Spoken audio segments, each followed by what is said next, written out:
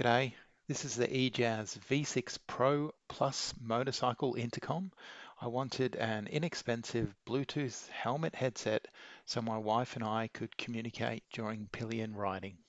Here's the end result after installation. Our helmets don't have removable inner liners.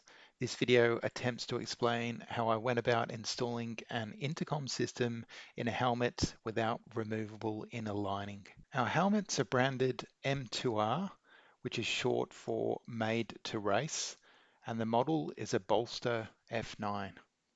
The first thing I did was determine where on the helmet I would place the headset. I also decided whether to use the clip mount or the tape mount. The tape mount seemed like a sensible approach as a removable liner prevented the clip from sliding inside the helmet. Prior to sticky taping the mount to the helmet, I gave the area a quick clean with mild soapy water. I removed the residual soap with warm water, then dried with a paper towel. Instructions that come with the helmet advise not to use alcohol wipes as this causes issues with the paint. I then stuck the mount to the helmet, keeping about 30 seconds of pressure over various areas. This is what I wanted to achieve when fitting the speakers and cables inside the helmet. The two speakers are circled in green, peaking just outside the liner. Later on, I lowered the speakers further, adjacent to my ears. The blue circle highlights the cord that was eventually squeezed into a gap between the liners.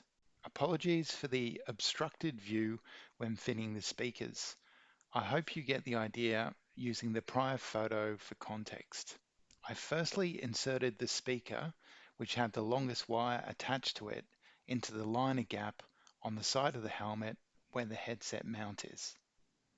I then fed the speaker up through the side liner, through the roof liner, then through the opposite side liner, so it was just visible from the liner opening.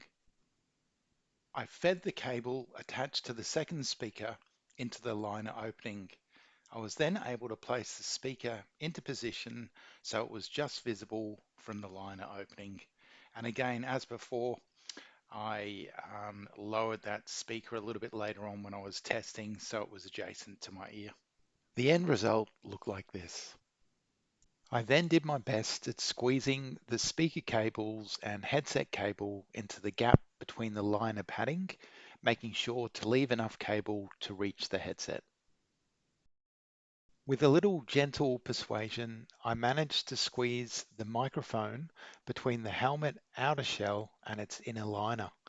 The careful use of a blunt butter knife helped pry away the inner liner.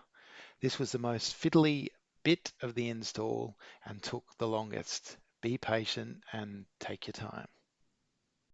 To connect the headsets, long press the Moto button on headset 1, long press the Moto button on headset 2, quick press the Moto button on headset 1.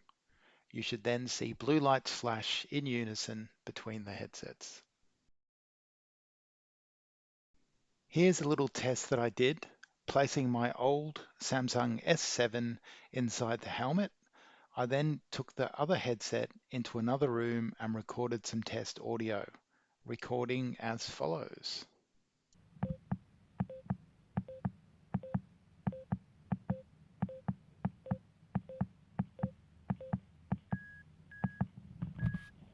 Okay, this is an audio test.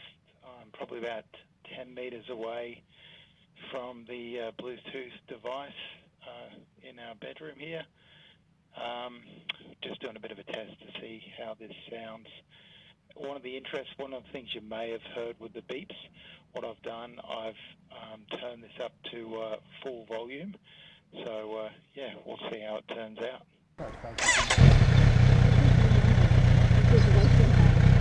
After fitting both headsets, we took them for a spin. As I mentioned earlier, we needed to position the speakers at ear level in the helmet to provide an optimal listening experience. The budget headset has worked well enough so far. No problems communicating comfortably when traveling at 60 or 80 kilometers an hour. You need to turn the headset up when traveling at 100 kilometers an hour due to the wind noise factor. However, that could be due to our cheaper entry-level helmets. I'll make a full review video later on after we've used the headsets a few more times. Overall, these have worked well for what we've needed them for and at a great price point. Cheers.